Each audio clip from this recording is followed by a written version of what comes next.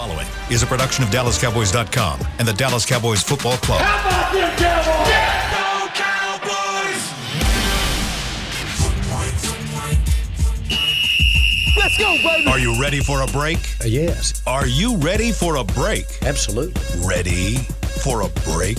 Yeah, and so much for that. It's time for The Break on DallasCowboys.com We were on the break! with Nick Eatman, David Hellman, Ambar Garcia, and Derek Eagleton. It is Friday, November 19th, 2021, Season 17, Episode number 65. Welcome to the latest edition of The Break. We're live from the SWBC Mortgage Studios at the Star, and our job today is to get you guys ready for Cowboys versus Chiefs. It will be the game of the weekend, in my opinion, in the NFL. It'll be a fun game, hopefully, and we'll tell you by the end of the show whether we think the Cowboys will win this game or not. Cowboys travel to Kansas City tomorrow, and give us a chance to get some Kansas City barbecue. So that'll be fun, and we'll see how things go on Sunday. Nick, give me a 65. Let's get this thing rolling. Andre Gurode. I knew exactly who you were. I mean, gonna you say. had to. I saw him Sunday Andre. at the game, actually. Yeah. I mean, was that last? He Sunday was game? awesome. Yeah. Yeah. He great player. I mean, unfortunately for him, he had to have somebody step on his face. Yeah. Before he could really get to that name recognition and like, oh, he was a guy. Oh, he's a good player too. And next thing you know, he makes 5 Pro Bowls. But I'll say this: he had probably the funniest thing I've ever heard anyone say. I've told it before, but it's just so funny. Story? No, not the hockey story. All right. Hockey story is funny too. Yeah. But he basically was on our air talking about going to that dude ranch in 2002. That was good. And he was talking about Troy Hambrick taking this pig and dragging this pig by the feet around and throwing this pig around, and Andre just goes, I'm pretty sure he tore that pig's ACL, and funny. That was funny. But yeah, he said he wanted to play hockey, be the first guy to ever throw someone over the glass. Yeah. He didn't do that. He never played. But he did play center, and he played pretty good. Yeah. Ron Leary was a good choice, too, 65. But Andre Gurode, he's the best choice. Good number. Good player. Fun player. All right. Y'all keep looking at me. I'm like, I have no idea who that is. You don't know Andre? No. He works. He was up Does he here, still too. work here? No, he doesn't work here anymore. But he was He here. worked here for a time. I know he's worked here at some point when you. Probably if I see his face. I'm terrible with names. Yeah. You know what I loved about it when Andre was we went to Washington. We went to the was it the African American History Museum of History, and it was really cool because we all were there, and it was as you go up there, and it gets a lot lighter and better, and it shows a lot of the athletes and entertainers and all that, and there was that part where it was talking about the center position is one of the very few positions in the league that has African American centers, and the African American starters, and he was one of the very first ones. And he was real proud of that, and he was there, and he should have been, and it was cool just talking to him out there as well. You don't think about it, but yeah, there hasn't been one that has a lot of African Americans, and he was and he was really good. He was really good. I'd say that tongue in cheek about that happened in 2006. With Hainsworth, he was ready to be a star. He was about to be a star, and that just unfortunate thing that happened. He handled it as good as you could possibly. Well, and it was also because of how it happened too. Because I think the reason why he got stomped is because it stomped in his face because he was killing him. He was destroying that dude that game, and he just got frustrated. Hainsworth got frustrated and decided to get dirty. And so I think it just brought more attention to the fact that Gurode was handling him easily. Well, I shouldn't say easily, but handling him well. And so I think that kind of got a little more attention on just how well he was playing the position. Yep. Okay, I definitely know him. Yeah, I was going to say, I know you know Andre. How did I not remember? And by the way, he's the most friendly guy, too. Yes, so if you were around, I'm sure He's he really would come nice. around and say hi, that kind of thing. Yes. Yeah. Andre's a good dude. All right, let's jump into some storylines. We do this every Friday. I have a list of different questions/storylines that I think will be important to this game. Let's start first with kind of just a big picture thing. This game has the potential to be one that could be, I don't know, they could score 80 points between the two of them, and I don't think anybody would be surprised by that. My question for you guys is, if this turns into a shootout, who benefits more, Kansas City or Dallas? I think Dallas does, because I think that their offense is better. I think they have more. Dallas's weapons. offense is better. I do think it has more weapons. We talked about this yesterday on a different show, but if you give me the best weapon, Kansas City's got it. If you give me the top 3 weapons, they probably have 2. You give me the top 10, Dallas probably has 7 of them, 6 of them. So at the end of the day, they're going to they have more, and they have an offensive line that I think is better. So I think they're going to be able to keep scoring the best. I think they will be able to do that. So I would say Dallas in a shootout there. Amber. Trying to look up. Okay, if you guys have good memory, out of all the games they've played so far, what are the games that has been a very good back and forth, other than the first game? Oh, okay. Other than the first. Yeah, other than Tampa. I mean, Kansas City. I mean, not Kansas City. Los Angeles was close, but I don't know that it was like back and forth. There wasn't a ton of points scored in that game. Well, there was a few points scored in the Carolina game. It was just not considered back and forth. It was like the Cowboys. It was close early. The Cowboys took a big lead into the fourth quarter. Carolina got back into it, and then they won 36-28. That's a pretty high scoring game. Yeah, but that wasn't really back and forth like this. I mean, New England maybe. New England, yeah. I mean, New England obviously took that early lead, and then they kind of Cowboys came back in, but.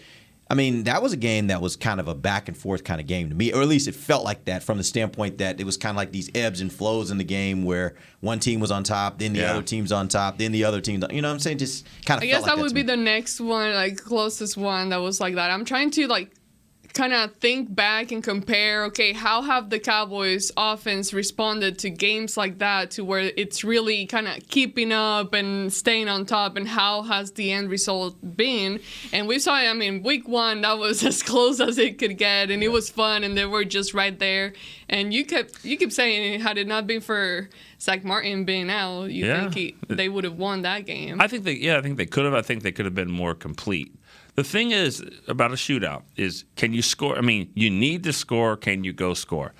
Against the Bucs, they needed to go down and get a field goal. They did. They needed more time off the clock, so that but they did. They needed points there. They needed points even in that Carolina game when they got close. They needed to go get first downs. They were able to do that. They were able to score against the Patriots when they just had to have it. Cedric Wilson, 4th down. They were able to score against the Vikings when they had to go down. So they've shown this year that when they really have to go make a drive, even the Chargers at the end of the game, they've done that. So that's what a shootout is about, and I think that Dak and them can do it. And the other thing about a shootout, in my opinion, is typically the defenses don't make as much of an impact. But what you'll notice, I think, a lot of times in a shootout, is at some point toward the end of the game, one of the defenses makes a critical play, a critical stop, a critical turnover, something like that. And I actually look at this Dallas team, and I think this defense is light years ahead of where they were in week 1. I think they are a much better defense at this point than they were back then. I think they've settled into their roles. And so I do think this is the kind of defense that if they got into that kind of game, they may not stop them most of the day, but I think they have the kind of defense that put in a specific situation. Here's the game. You need to make a stop. I think this defense can maybe make that kind of play. And I think that's the difference between maybe what we saw in week 1 versus what we could see. You think it might get to overtime? Oh, it's possibility, for sure. Everything's possible in this game. Like, these are two of the top 5 offenses in the NFL. Mm-hmm. Not even looking at conference. Like, 2 of the top offenses in the NFL. So, and 2 defenses that can give it up. Like, we've seen both these 2 defenses give up a ton of yards. So I expect these offenses to go up and down the field. Well, what it ends up in, whether it's field goals or touchdowns, who knows? But I do expect them to move up and down the field pretty. You mentioned field goal, and I'm like, watch this be the freaking game where it comes down to like the kicker or something like that, and then it's like, are you kidding me? It will. It will come down to kickers. So one of the kickers is going to make a game-winning kick. You think? It'll come down. I mean, every game at the end of the half or the game always seems to come down to a kick, a field goal here. So yeah, I would imagine. I'm saying a missed one though. Oh, a missed one. Like, we've been talking about it so much, and they've gone by, and I mean, we know that Greg, and he's back, so he's expected to play in this game, and we know how usually we say, oh, when key moments like that, he'll kind of put it up and make it, but then what if it goes the other way this time around when you really, really need him? So hopefully not. Hopefully this is just, And they have a good kicker over there. Getting nervous. Butker. Yeah, Butker. Yeah, he's good. I mean, he's real good, actually. I think he missed last week. Was it last week or week before that he missed a kick? Oh. It was. I think it was a makeable. I think it was like in the 40 range, but I'm not sure about that. But I do remember him missing. I was watching a game, but he missed one. Anyway, let's take our first break. When we come back, I want to dive a little bit into the idea of how, obviously the Cowboys are the team that has the better record in this instance, but I think nationally everyone looks at the Kansas City team and thinks they are among the league's elite. My question for you guys that we'll talk about when we come back from the break is how much of a measuring stick game is this for the Cowboys, and what does it mean if they win? What does it mean if they lose? We'll talk about that when we come right back. This is DallasCowboys.com radio.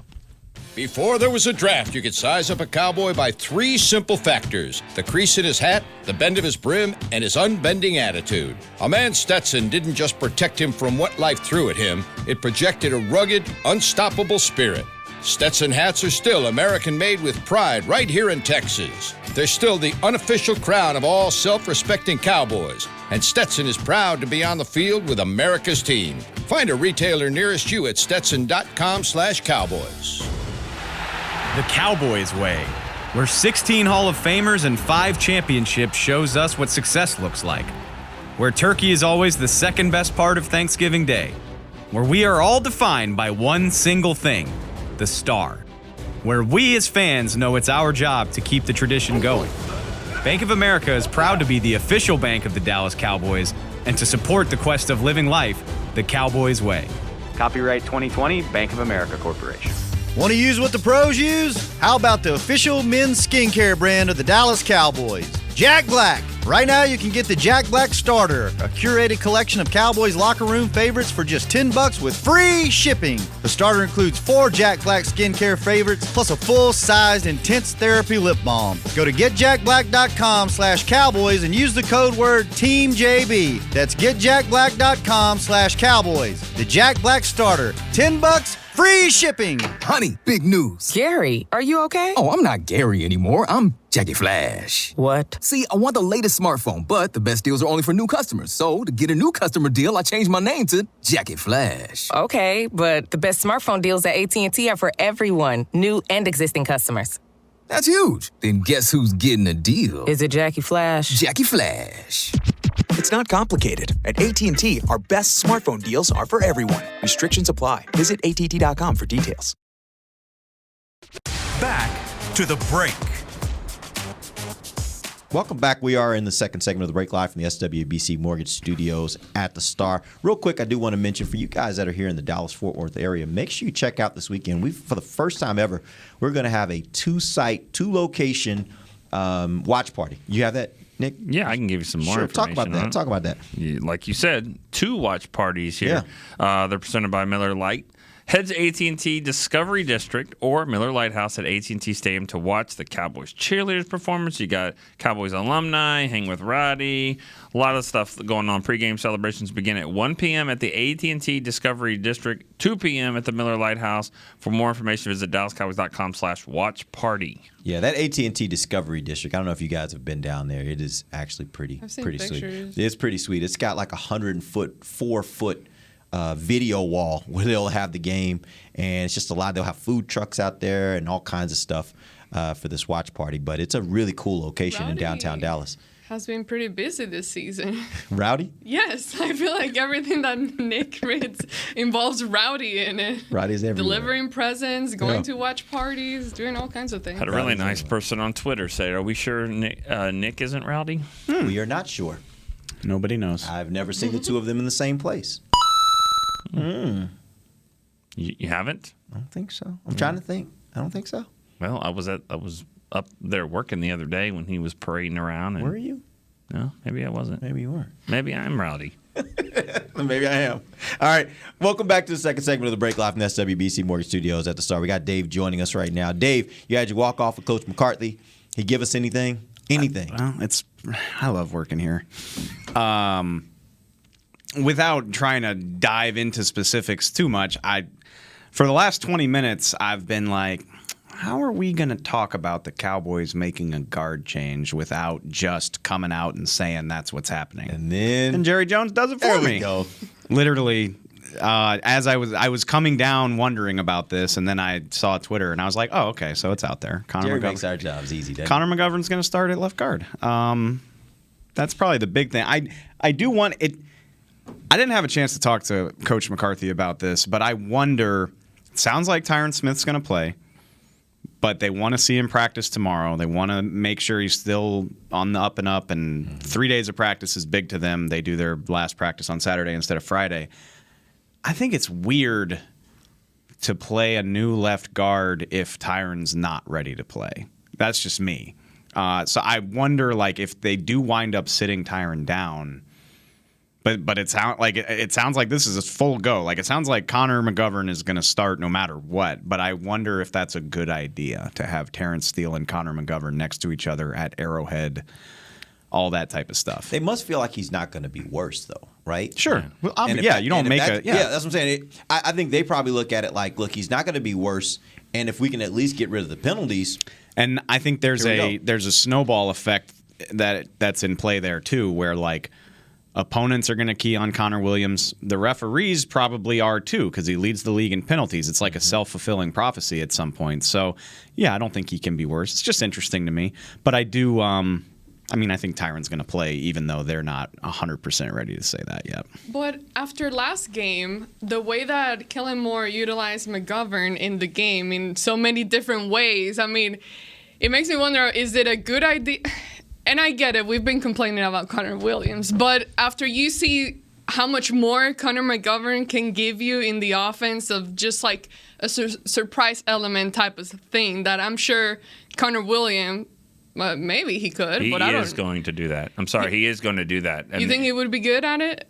Yeah, I think so. I mean, I didn't think Connor McGovern would be that great at it. And Lyle Collins was actually good at it too. It's just blocking in space. I think Connor Williams is a good athlete. And he can go and do that. So yeah, he was a left tackle. He gets a lot of credit for his athleticism. I don't know if they'd get as creative with him as they were starting to get with Connor McGovern. I mean, that was after kind of do it so long. Yeah, after so many weeks of practice, they're doing all kinds of goofy stuff with Connor McGovern. Maybe they just limit it to more traditional fullback stuff with Connor. I have Williams. a feeling that Connor Williams' arrow is going to be pointed up higher than Connor McGovern's after this game. Yeah. Just because when you're playing, you're getting graded as a left guard, he's getting graded as this fun little fullback doing stuff, just blocking. And then the roles are going to get reversed, and then the penalties might get reversed. Then we'll see how we feel about it. They're making 3 position changes, though, for this game. That's from what we saw last week. We got a new left tackle, which is the starting left tackle, so that's a good move. New left guard, and then a new fullback because of all the dominoes. But it's all should be for the best. Yeah, I think Connor McGovern's going to be fine, but the backup's always more popular than the starter, unless the starter is a stud. So, and I think Connor Williams will be fine doing that role that McGovern was doing. But if he wasn't, and Nick, you and I had this conversation yesterday. I mean, there's nothing that stops them on some plays from swapping them out. So essentially putting Connor Williams at guard and having McGovern at fullback. They could do that if they chose to on some plays. Now, of course, you don't see it very often. Yeah, but it could also telegraph maybe what they're going to want to do. Maybe they use that as kind of camouflage on what they're going to do, right? So there are ways they could work that if they wanted to work it like that. I suspect that Connor Williams will be just as good doing the job as Connor McGovern, maybe even better because he is, I think, athleticism has never been the problem for him. It's been strength for him. So I think getting him in space and letting him run and try to get blocks in open space, I think that probably is something. You think McGovern is stronger than him right now? I don't know. I think that's been Connor Williams' issue. So we're going to find out if Connor McGovern has the same issue or if he's stronger there at that position. The funny thing is, this probably won't change the Chiefs' approach at all. They're like, we're going to put Chris Jones over this guy that leads the league in penalties. And now it's like, we're going to put Chris Jones over the new starter who hasn't gotten to start much this year. Do this. Either way. Guy's name is still Connor, too. You don't have to change anything. It's really, we're going to put Chris Jones on the guy that's not Zach Martin. Yeah. Exactly. So, that's what I would do. By the way, that's a smart thing no matter what. Always. Yeah, no matter what. And by the way, if Connor was playing pretty good, it's still the smart thing to do. It would be the smart thing to do in the Pro Bowl. That's exactly. Yeah, seriously. I think. Right. All right, so let's get back to the conversation. We were looking at storylines of this game. Before we went to break, I started talking about the idea that I think we all agree Kansas City is considered among the elite teams in the NFL. And Dallas has really only played one of those teams this year, that being Tampa Bay in Week 1. Although they played really well, they end up losing that game. So my question for you guys is, how much of a measuring stick is this game for Dallas to figure out whether they really are among the league's elite or not? There's a lot of different ways you can go with that. And I mean, we got into it at the end of yesterday's show, too, of like, I do think it is because Kansas City, they are what everybody strives to be, which is like a team that you feel confident is going to be their conference championship weekend. They've done it 3 years in a row. They haven't played that well this year, though. It's really it's the narrative more so than the reality. Like, you got to go out and prove it every week, right? And so somebody asked me earlier this week, like, do they need to win this to prove something? I'm like, absolutely not. It's an AFC opponent, and no, you're not getting in because people are voting for you. You just got to win enough games and then let the chips fall where they may. So they don't need it, but I do think it really changes the narrative about who this team is if they do get a win, for sure. I think this will, unfortunately, I think this will only be a big game if the Cowboys lose. If the Cowboys win, I don't think it'll be considered a big game. If people want to hate on the Cowboys, and there's plenty of them that will, they'll point to the fact that the Chiefs are bad. They're 6-5. They're a bad team now. They're barely over 500, probably out of the playoff. I mean, maybe out of the picture as it stands right currently. Good job, Dallas. You beat a 6-5 team. Now, if they lose, then it's like, well, there's a chance to be a big time win, and you lost. So I just don't feel like, and I don't agree with it. I think this is a big game. I don't care. You're not going to face a team in this atmosphere anything really tougher than in the playoffs. I don't think. I mean, maybe at Green Bay if it's snowing, but they don't have the weapons. They don't have the weapons that Kansas City does. So I think it's a big game. But unfortunately, I don't think the Cowboys will get enough credit for it if they win. They'll get the flip side if they lose. I think it comes down to how they win or how they lose this game. Much like the Week 1 with Tampa Bay, like that was even with them losing, I don't think many people came out of that game really going at the Cowboys and criticizing them. It was like, okay, wow, they might be really good this year. So that's what it comes down to me, is watching this game. What are the mistakes they make, and what are the mistakes that even Kansas City makes on them? Because we've seen it other times, even with good teams. It's like, okay, well, it was more on how the opponent played, like they didn't do a good job type of thing, rather than the Cowboys were excellent and they really beat them. So this is one of those games that, despite what happens as the end result, I'll be more focused on what actually happened in the game and how both teams reacted during the game. I think I get your point, and there are definitely going to be people that do that because anybody that doesn't love the Cowboys hates them. But among like rational-minded people, I think this has a chance to kind of flip the script. Mm-hmm. Because Kansas City hasn't been good this year, but they've won 3 in a row. Mahomes is still Mahomes. I wrote a column yesterday about Dak being a potential MVP candidate, and I wasn't even really thinking about Mahomes. And then I looked at his numbers. They're incredible by anybody else's standards. But that is the standard for Mahomes that you're he's got like 3,500 yards and more touchdowns than Dak, and he's thrown a lot of picks. He still only has 10. I mean, that's a lot. He has 25 touchdowns, 10 interceptions. 10, yeah. So this is still the standard for quarterback play, for what an organization can accomplish, all that stuff. And it's 3:30 game. I think about this all the time. Our buddy Pat Doney told me this. I was giving him crap about a question he asked somebody. I was like, that sucked. That was stupid, Pat. Why'd you? I don't know. I said something mean to him, and he was like, Dave, you write for the diehards who know the backup's name. I write for the suburban mom that doesn't know anything about the Cowboys. Or shout out to suburban moms, because some of them are the hardcore. Of course, as well. Of course. Yeah. But just as he's like, my audience is people that are like, oh, the Cowboys are on. I like Dak, like that type of thing. Yeah. And that winning this game will sway a lot of those types of opinions where people are like, whoa, the Cowboys beat the Chiefs on the road. Like, that is a big deal. Yeah. You ever laugh at it? I don't know if sometimes people just ask you questions because they kind of know the answer. They just want to talk about it, which is fine. But sometimes people be like, so who the Cowboys got this week? They're like, got the Chiefs. And they're like, where's that game? Is that home or away? And you're just like, God.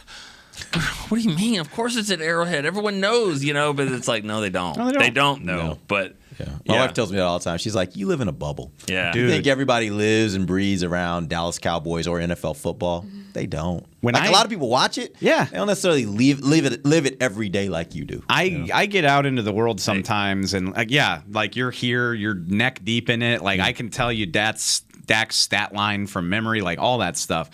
And then I get out in the world and people are like, they still have Zeke. I like his hair. I'm just like, oh my God. Okay. But they matter too. How's Dez doing? Yeah, exactly. I mean, how many people watch the Super Bowl, and how many of those people actually live and breathe NFL football? Of course, a lot of them, but by and large, this is just something that's on in the background. But games like this make those people sit up and take notice. Right. And that's why the numbers will be crazy as the number of people that will watch this game.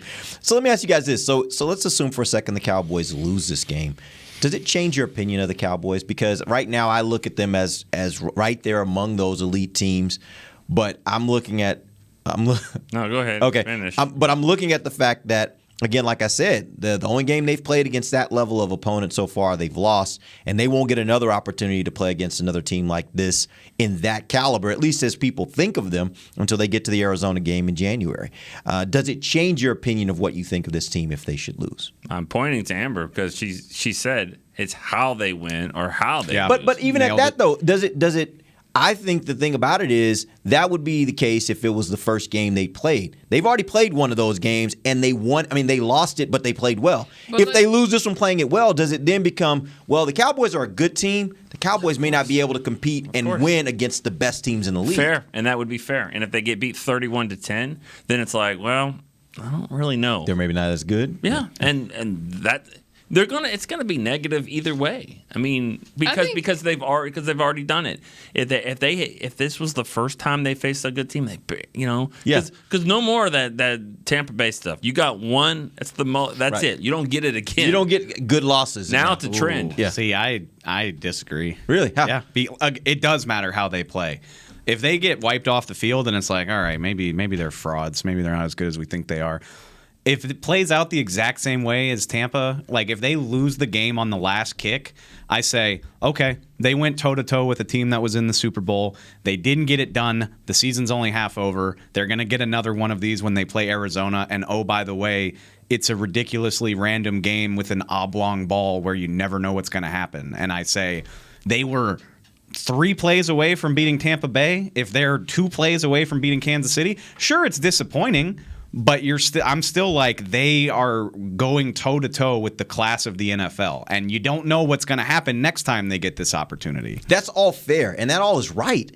I'm saying, for me, I do at that point, I'm kind of in the back of my head saying, man, can they, when it gets to mid to late January, and you're playing, on every weekend you're playing somebody that good, does it change my expectations of whether I think they are really a Super Bowl contender or just a team that's going to be in the playoffs and then is going to have a hard time facing these really good teams every week? But again, but see, that's my point. Like, if they lose at the gun, then they, to some degree, I'm not trying to say it's good that they lose, but like they did what they needed to do. Like those teams, the wild card teams that don't really have a chance, they're getting waxed by the Chiefs. They're getting blown out. Like there's always a team that like they're the 5 or 6 seed, and you're like, okay, have fun with your cute little wild card game. You're not going anywhere.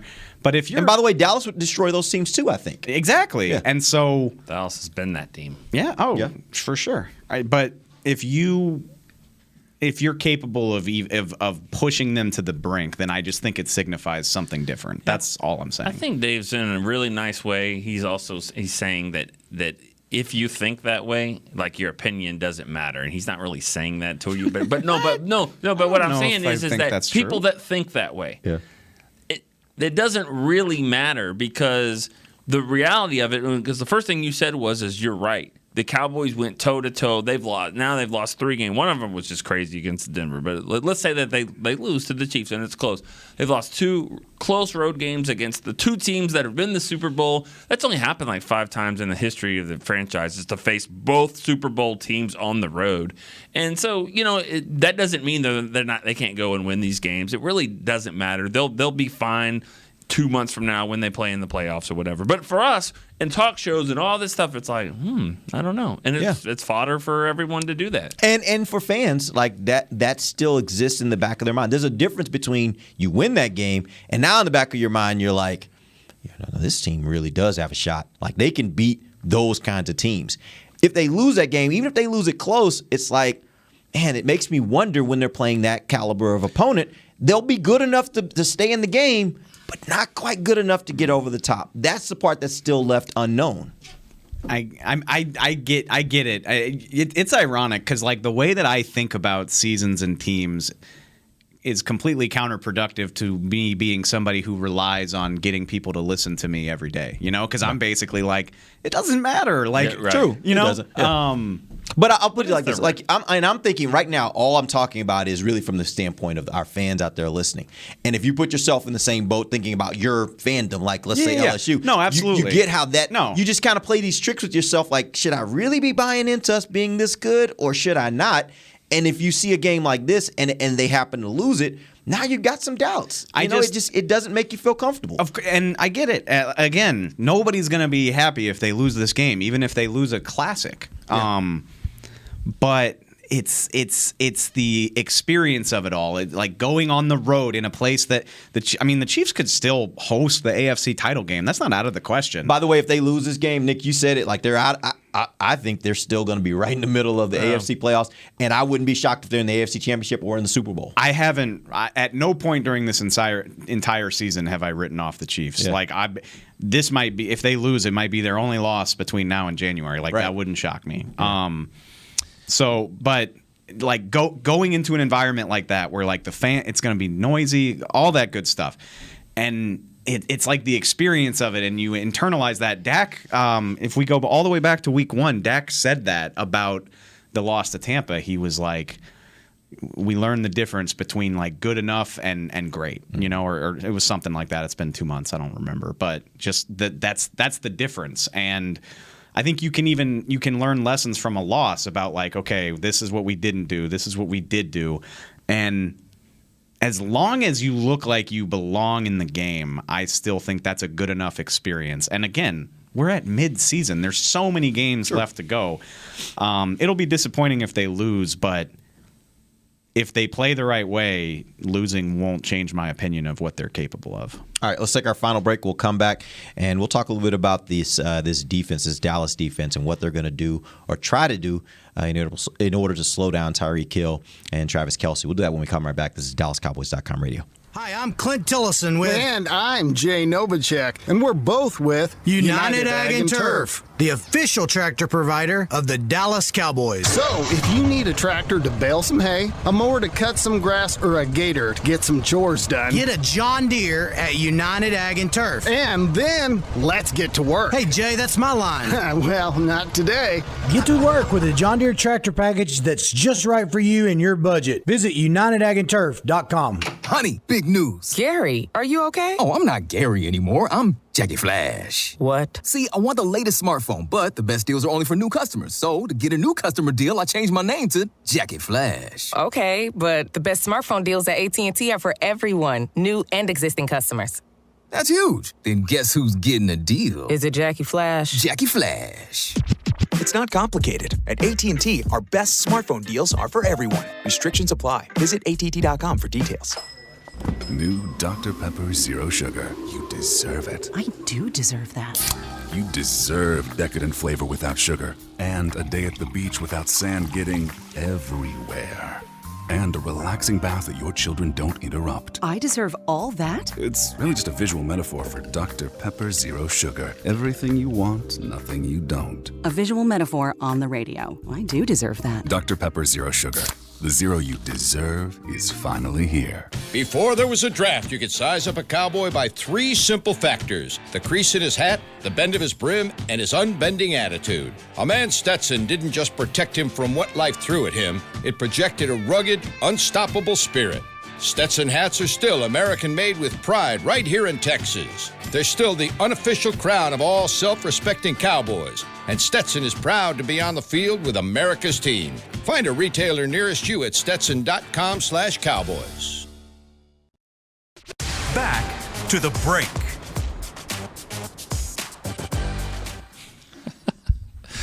Oh, give the gift of Cowboys this season with the Dallas Cowboys United membership sponsored by Globe Life. Starts at just $20. It includes exclusive fan pack, VIP member experiences. 'Tis the season. Visit DallasCowboys.com/United to get yours today. Final segment of the break, live from the SWBC Mortgage Studios at the Star. We got a few more minutes, so let's get to it. Dallas Cowboys defense will have to face maybe the best 2 skilled players that they've faced all season this game with Kelsey and Hill. Maybe you would throw a couple of guys in that mix, but they certainly are right up there at the top, and obviously both on the same team. It was interesting this morning. I heard Mike McCarthy in his interview on 105.3 The Fan with Sean and RJ.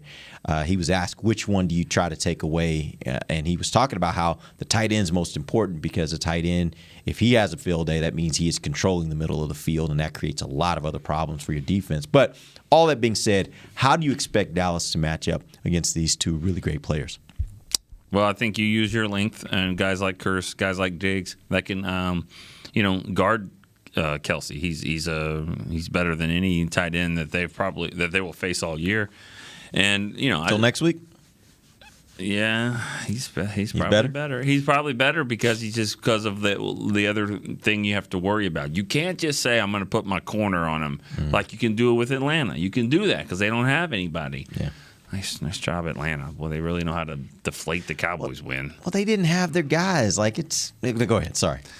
Anyways, no, I think that Tyreek Hill offsets that too. Like you got to watch him, and then it's like, which one do you pick? And and then he got Hardman running around. He's pretty good. He's pretty fast. He's incredibly fast. They got some guys that can run. They got some speed. So I think that Kelsey, he's a really, really dynamic player. And I think that they have the best tight end and they have the fastest receiver. So I would like to think Dan Quinn's got some wrinkles up his sleeve, and that's what we've loved so much is like they alter it. They're not just going to go in there and do what we do. When we talked about it earlier in the week, I would love to see. I hope they get the too high memo. And I know it's easier said than done. Like Mahomes can beat too high. It's not like it's kryptonite for him, but I think you gotta drop and cover, give him some tough windows to throw into. I love the idea of like Jaron Curse manning up with Kelsey in the slot with a safety over top of him so you can kind of bracket the tight end in the middle of the field. I think we say this every week, but I love the idea of upping Micah's edge rush repertoire. Just gotta make, I'm not going to say make Patrick Mahomes uncomfortable because he's like Dak. He's better when he's on the run, but you gotta try to disrupt the flow of this thing. And he's a guy. I always say, like, you don't even need to sack him. You just need to make him uncomfortable. I think you need to. No, you gotta get him need to down. sack this guy. You can't just hit him because that doesn't do anything. But I don't need Mahomes running for his life from Micah and then firing darts 40 yards downfield because the play's been going on for 6 seconds. That's not going to help anybody. But yeah, this feels like clog and cover to me, and this is not a game like I don't care about dominating or trying, like, let them have 500 yards as long as they're not scoring as many points as your offense. Amber? I keep wondering, like, how do you make him feel uncomfortable consistently? Like, not just for 1 or 2 plays, but how do you be successful at it without DeMarcus, without Randy? And we saw, and that was one of my concerns for last week, but I mean, Atlanta, totally different opponent than the Chiefs. So it just makes me wonder. Now, I was surprised with the job that the defensive line was able to do last week. But that's the thing. I don't know if these guys, I don't know if a guy like Dorrance Armstrong is going to have the same type of game that he did last week against an opponent like this. So it's going to be a real true challenge for the Cowboys, and it does concern me. And I think that's why we keep talking about it's just going to come down to who can score the most points, because I don't feel confident that this, and I love Dan Quinn and I love what he's doing with the defense, but I honestly don't feel confident that they can consistently stop a guy like Mahomes. Yeah, making him feel uncomfortable. We saw it last year in the Super Bowl. Tampa Bay was able to make him uncomfortable, and that was the reason why they won that game. If Cowboys had all of their parts, like if they had all those guys who were those pass rushers, Tank and Gregory, I do think that maybe this is a game where you could look at that and say, well, maybe Dallas can figure out how to get some pressure from 4. I just don't know. I haven't seen it yet to be able to say they've got the guys right now that are going to be suiting up Sunday that can do that. And if you can't do that, then it's going to be a long day, and I think that's where you got to be opportunistic. Make that one mistake that you can get out of him in that game, make him pay for it. Make it a big play for the defense and for this team, because he's gonna make some plays. For sure he's gonna make some plays, because that's what they do. Yeah, I can't wait to see this defense with everybody back, just because we haven't seen it all year. All of these guys on the field together. I'm not even counting Tampa. That doesn't even count. Micah Parsons is a shell of himself from that game to what he is now. And Jaron Kearse wasn't a factor like that. And I just want to see Randy and Tank, maybe even Gallimore in there with Parsons playing the way he does. Kearse, Diggs at this level. It's not happening this week, so I get it, but I can't wait for that. And if they lose to the Bucs, maybe you can throw that as an excuse. But if you lose to the Chiefs, but no one will care. Yeah, if you told me you could line up Gregory and Tank and Micah and Osa as 4 down linemen that are all going to be rushing the passer, and then you drop 7, I'm feeling pretty good about that. I'm like, that's something you could work with. That goes back to my point of let's say Mahomes throws the game-winning touchdown in the final minute of the game, and you're like, man, that sucks. But we'll have Tank and Randy, and we'll have all these guys when it gets cold and when it starts to. That's what's kicking around in my brain. Yeah, but that's a good point. They gotta. I mean, even to some. God, I hate myself for saying that, but to some degree, pushing these guys to the brink. For me, it counts for something. And I don't. You don't have to agree with me if you don't want to, but I think it would matter. All right, let's get some predictions. What do you think is going to happen this Sunday, Dave? Let's start with you. I'm always the guy. I'm always like, I gotta see it to believe it. You gotta show me. I believe in this team. I really do. They've everybody people try to discredit what they've done, but they've been through some wars. That again, Tampa.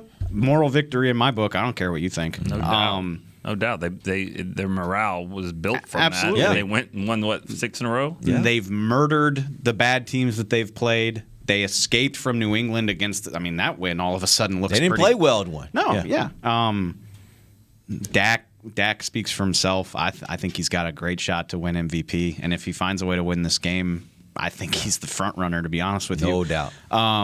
So all of that, I don't think they're phased. I think, to steal the talking point from Anthony Brown, they're like, we're going to give you our best shot. So I just hope it's as entertaining as I think it's going to be. Take the Cowboys 41 to 37. It'll be wonky. Somebody will miss an extra point or something. Okay. Amber. Gonna get on Twitter the next day and see the guys tweeting 1-0. What? No, I'm listening. Oh, you made a face like I said a bad word. No. I'm just listening. I'm listening to what you're saying. Isn't that what they tweet every time they win? It's 1-0. Okay. I'm like, did that have a different meaning? I didn't. No. I didn't know that they did that. I guess I've missed. I've seen a couple of guys do that. I know what she's talking about. Yeah. They. I guess they. It's kind of like one game at a time. Yeah. Oh no. College teams do that all the time. Yeah. There are multiple guys that I guess that's the thing this year that they've been doing in there. Did they say 0-1 when they lose to Denver? I doubt it. They just stay off Twitter. They don't do that. Okay, I'm just curious. Right. No, but anyways, Cowboys win. They're going to win. I see a score being 36-34, and we're going to come back here and be excited excited AF. There we go. Oh, okay. See, it was, I think Steve on the media mash said he could see a win over the Chiefs and then not a win against the Raiders, and I definitely could see that. I've seen that happen before. Yeah, I've seen that happen before too. But I don't think it happens this year, but go ahead. Maybe. It's one game at a time. Yeah. I would say 1 week at a time, because if I say 1 week at a time, I can talk about these two games. There's a lot going on these next 12 days. No, but I just think, I think the Cowboys, I agree with what Dave said about, I believe. And I think I'm a little worried to accept it, of what this means, of what this game would mean, because it would mean a lot for the Cowboys. It would mean you can call them Super Bowl contenders. You have to, if they go and win a game like this. So I think that they can. I think their offense is better. I think they just have more weapons, and they have a better line. They have a chance to keep scoring points. I didn't agree with what Bucky said the other day. I just don't. I just think you keep scoring. That'll help your defense. If you keep putting sevens on the board, it'll help. The defense will make plays. I got Dallas 38-28. All right. 10-point. Let's go, Nick. 38-28. Can I say something? Let's go, Nicholas. Off topic. Sure, go ahead. Off topic, but when I read a lot of the comments on Twitter and look at what people are tweeting at the show, and I'm sure you guys have gotten it, it seems like people are kind of upset that you guys just keep agreeing with each other. Yeah, you guys are in tune this whole season. If you don't we know Derek's going to pick a win. And if you don't think that drives me crazy, that we all I don't like it. I don't like it at all. But there have been times when Dave has heard all the other picks and he's like, "Well, I'm just picking against just because I don't want us all to be picking." Right. And I thought that was going to happen this week because obviously we're all going to be picking Dallas. I feel different, man. I feel different about this team. Team is different. Yeah. That's the thing. That's the thing about it. But they're just better. It was the reason Dave why and I are different in a lot of ways. Okay? I know you guys have been agreeing a lot. I would not wear my Hawaii Rainbow sweatshirt on the air. I just wouldn't. What's wrong with the Hawaii Rainbow Warriors? I'm joking. I don't have one like that. I only have one team, Dave. No, it's not true. Yeah, I was about to say, you are the guy that's got like 20 teams. I got 2 teams. Yeah, you do. Now, we'll see how that changes. I know we've been in sync this season more than most, and but that's also because his team's so good, right? No, but it doesn't even have to be about the Cowboys. It'll just be like, I don't know, whatever. I do that too. I agree with Mickey a lot sometimes. I'm like, Mickey. Why? I don't know. We agree a lot. That's fine. We didn't always agree. We don't always agree, and Dave and I don't always agree. It just kind of happens. Okay. All right. Well, I think the Cowboys are going to win. I think they're going to go in here and they're going to play a really good football game. They're going to keep doing what they've been doing all year, which is they just play well. And that first game, I think they had every opportunity to win that game. They just left a little bit too much time on the clock for Brady. I think this game will be a little different. They'll get something out of the running game. They win 38-35 on the road in a classic. This will be one that the NFL Network will be playing next week. Final score is going to be 17-13. Yeah, you know they all this.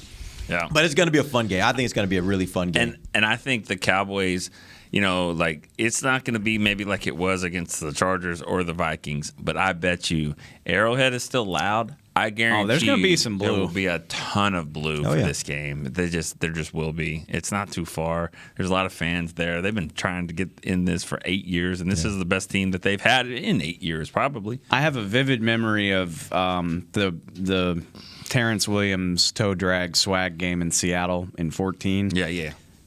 Seattle's like Kansas City. Like, that's the standard for what a big crowd is going to be. There were a boatload of Cowboy fans. And that's when I was like, it doesn't matter where the game is or how good the opponent is. Cowboy fans are coming. And I expect that on Sunday as well. Yeah, and that's a very similar type of game, because it was like, well, we think the Cowboys are pretty good a little earlier in the year, but we think that they're pretty good. We know Seattle's good. They've been in the Super Bowl, and they were the defending champs, maybe. So it's like, and they went back that year, right? Yeah, they went back. That was So, that was one of those type of things, and the Cowboys went in there and beat them, and, if they would have said Dez caught it, they probably would have faced them again. Yep.